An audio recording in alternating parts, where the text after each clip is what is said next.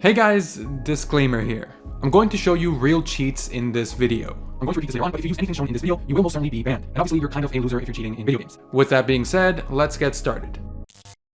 This is what a modern cheat looks like today. There are many, but this is one that shows you the range of everyone's auto attacks, the cooldown on their summoner spells, and most importantly, the cooldown on their abilities. We'll talk more about what these cheats can do throughout the video, but it should go without saying that I am not promoting any of these programs. You will get banned if you use them. And not just a regular ban where you have to make a new account. The bans given to players who cheat are HWID bans. This basically means that not only was your account banned, but the device you played on is now permanently banned as well. Meaning you would quite literally need to make a new account and buy a new computer if you want to play League again. Also, you will know when you were specifically banned for cheating, as the message you receive announcing your suspension is different than a regular ban. If you see this text here, you've probably fucked up. Riot tells you that actions like this are only taken in the most extreme cases in an effort to spare the League community from damaging individuals. And it is unlikely that the decision will be reversed. Now, if you play popular games, you know that playing with players who are cheating is somewhat common, or at least expected to happen. This goes for games like Fortnite, CSGO, and especially AAA titles like any of the Call of Duties. But anyway, my point is that today League creates a very cheat-free experience, but it wasn't always like this. Before 2015, it was still difficult to cheat, but it was doable. In almost every other stream, a big streamer would accuse a player of cheating, specifically what's called scripting. So apparently I'm playing against a scripter. Like, look at this, it's ridiculous.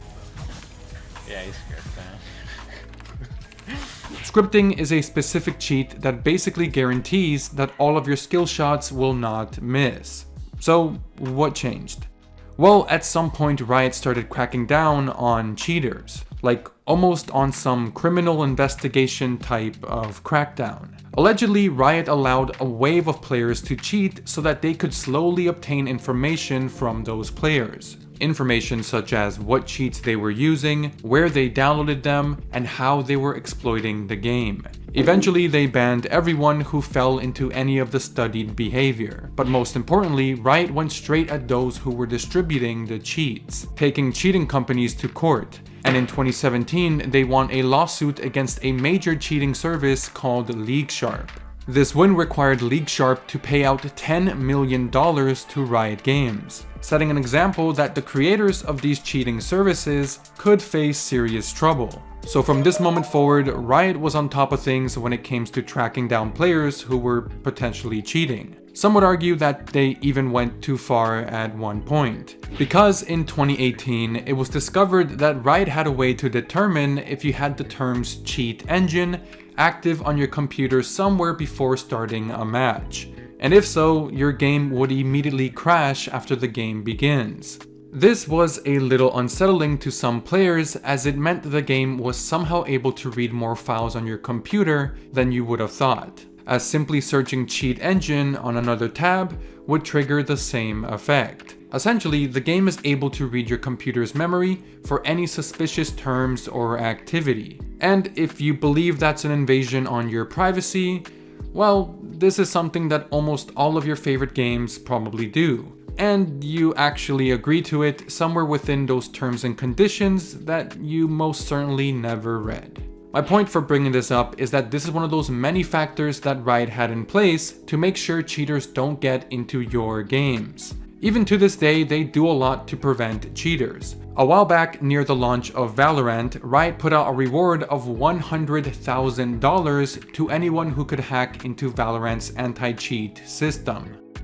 But going back to the topic of those cheating programs I mentioned earlier, they're actually not free. LeagueSharp, for example, was a subscription service that started at $12 a month for their basic settings, and then $40 a month for the complete package. And to this day, the programs that are still trying to stay alive also carry more or less the same business model. Additionally, although these programs quite literally make you overpowered, it's common to see cheaters lose or make really low IQ plays. This is a video with 1 million views documenting a small streamer who was openly cheating. In this video, he gives his reason for why he cheats, and it's basically complaining about having bad teammates. Dude, look, I don't care, dude. I'm just playing to have fun. Instead of fucking coming home after a bad day and getting fucking feeders on my team, I wouldn't be able to fucking carry because of all the imbalanced champions that Riot can't handle. And with scripts just help me relax. But the real kicker here is that despite using cheats, he still loses the game. He even dies 11 times. And you can't make this up, but as the game is ending, he begins looking for better scripts. Okay. New cat script, please.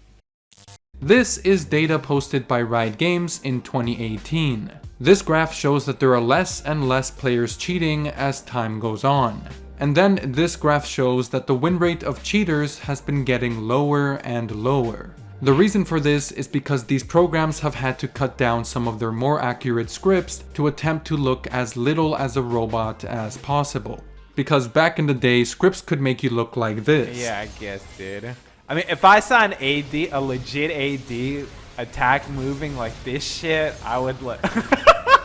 Now, these third-party program-assisted cheats are not the only way players are cheating. Some players technically cheat by exploiting features of the game, like win trading and a sort of MMR abuse to get the highest ranks. For example, the top-ranked players in most servers' flex queues are all people who unfairly gained their LP. Since Flex Queue allows you to play with players from any rank, some higher skilled players will queue up with 4 of their low ranked friends to assure that they will be playing against very low ranked players. Rinse and repeat this type of exploit and you end up being Challenger, rank 1 on EU server with over 2000 LP. And they could really reach as high as they'd like, to be honest. Because if you look at the win rates of any of these top players in Flex Queue, they're all incredibly ridiculous. The 12th place guy has 83 wins and 10 losses. And the player right behind him basically has the same win rate as well.